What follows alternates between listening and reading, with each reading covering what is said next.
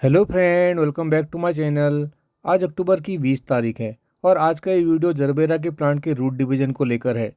Gerbera सर्दियों का एक बहुत ही सुंदर प्लांट है और इस समय इसको इसकी जड़ों से प्रोपोगेट कर लिया जाए तो सर्दियों भर ये प्लांट हमको ढेर फूल देगा।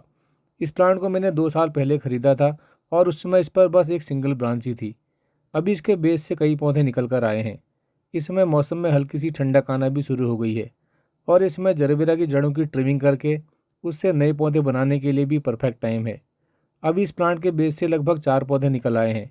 इनसे हम 4 नए पौधे बना सकते हैं, लेकिन मैं बस 2 पौधे ही नए तैयार करूँगा, क्योंकि अभी अगर इनके 4 पौधे अलग अलग बना लिए गए तो इन पौधों को ग्रो होने में काफ़ी ज़्यादा समय लग जाएगा।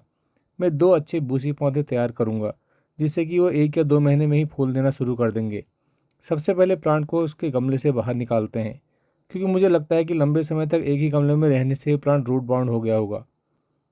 तो मैंने इसे गमले से बाहर निकाल लिया है और जड़ें आपस में बिल्कुल रूट बाउंड हो चुकी हैं।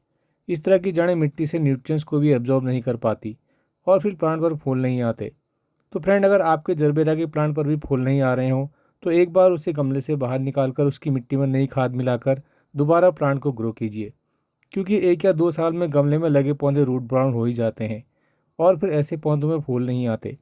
अगर आपका प्लांट भी इसी तरह रूट बाउंड हो चुका है और उस पर फूल नहीं आ रहे हैं तो प्लांट की जड़ों की मिट्टी को पूरी तरह से हटा लें। अगर आपने प्लांट को बड़े गमले में लगाना है तो 50% के आसपास मिट्टी को हटाकर उसमें खाद मिलाने के बाद नए बड़े गमले में लगा सकते हैं। लेकिन मुझे 2 अलग अलग पौधे तैयार करने हैं, इसलिए मैं यहाँ पर गमले की मिट्टी को पूरी तरह से हटा रहा हूँ। आप मिट्टी को हटाने के लिए किसी शार्प टूल की हेल्प भी ले सकते हैं। अगर आपने मिट्टी अच्छी बनाई होगी तो ये हाथ से ही प्रेस करने पर आसानी से अलग हो जाएगी।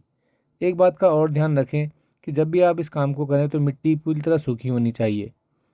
तो फाइनली मैंने मिट्टी को पूरी तरह से हटाकर ये पौधे सेपरेट कर लिए हैं और एक प्लांट में 2 ब्रांच हैं। मैंने 2 ब्रांच वाले पौधे इसलिए रखे हैं ताकि ये जल्दी से ग्रो करें और अपने ग्रोइंग सीजन के आने पर फूल देना शुरू कर दें।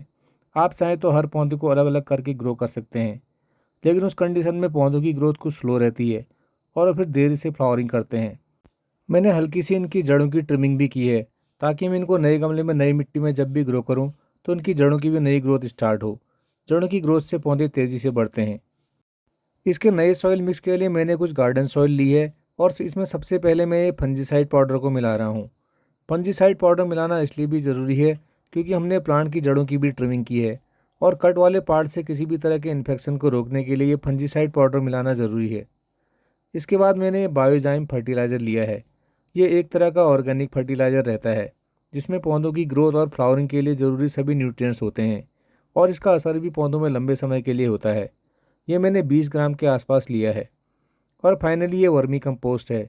इसमें नाइट्रोजन जैसे न्यूट्रिएंट होने के साथ साथ कैल्शियम और मैग्नीशियम जैसे पोषक तत्व भी होते हैं, जिनसे गहरे रंग के फूल आते हैं और पौधों की इम्यूनिटी भी इनसे काफ़ी ज़्यादा रहती है। ये भी बिल्कुल ऑर्गेनिक फर्टिलाइज़र है और एक 6 इंच के गमले में 50 ग्राम के आसपास इसे यूज किया जा सकता है। आप इसकी जगह नॉर्मल गोबर खाद को भी यूज कर सकते हैं। रिपोर्टिंग के लिए मैंने ये 6 इंच के 2 प्लास्टिक के गमले लिए हैं और दोनों को मैंने लगभग आधा पार्ट मिट्टी से भर लिया है। अब बस जो पौधे हमने पहले मिट्टी से बाहर निकाले थे उनको इनके बीच में रखकर साइड से मिट्टी भर देनी है। आप यहाँ पर बड़े गमलों का भी यूज कर सकते हैं, उनमें भी पौधे अच्छे से ग्रो करते हैं।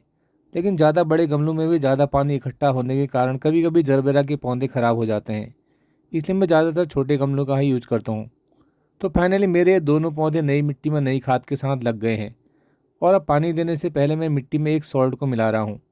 इसका नाम एप्सम सॉल्ट है या मैग्नीशियम सल्फेट नाम से भी ये सीड शॉप में मिल जाता है। इसको मिलाने से प्लांट ज़्यादा रिपोर्टिंग शॉक में नहीं जाता और जो नई पत्तियाँ निकल कर आती हैं वो एकदम हरी और फ्रेश निकल कर आती हैं। ये बिल्कुल ऑप्शनल है, अगर आपके पास ये एप्सम सॉल्ट नहीं है तो कोई प्रॉब्लम नहीं है। आप बस प्लांट को लगाने के बाद मिट्टी में ठीक से पानी दे दें और पौधों को 10 से 15 दिनों के लिए किसी छाया वाली जगह पर रख दें। इसके बाद जैसे ही पौधों में नई ग्रोथ दिखाई दे उन्हें सुबह की धूप में रख दें। वैसे भी नवंबर से इनको धूप में भी रखा जा सकता है। बस कोशिश करें कि दिन भर की तेज़ धूप इन पौधों पर ना पड़े। तो फ्रेंड, ये था जरबेरा के पौधों के रूट प्रोपगेशन को लेकर आज का वीडियो। आई होप कि वीडियो से आपको कुछ ना कुछ हेल्प ज़रूर मिली होगी। इस वीडियो से रिलेटेड किसी भी क्वेश्चन के लिए या अपनी ओर से किसी भी सुझाव के लिए कमेंट बॉक्स में अपनी राय ज़रूर शेयर कीजिएगा। अभी के लिए बस इतना ही, फिर मिलते हैं किसी नई वीडियो में किसी नए टॉपिक के साथ। तब तक देखते रहिए gardening with RPJ. Thanks and happy gardening.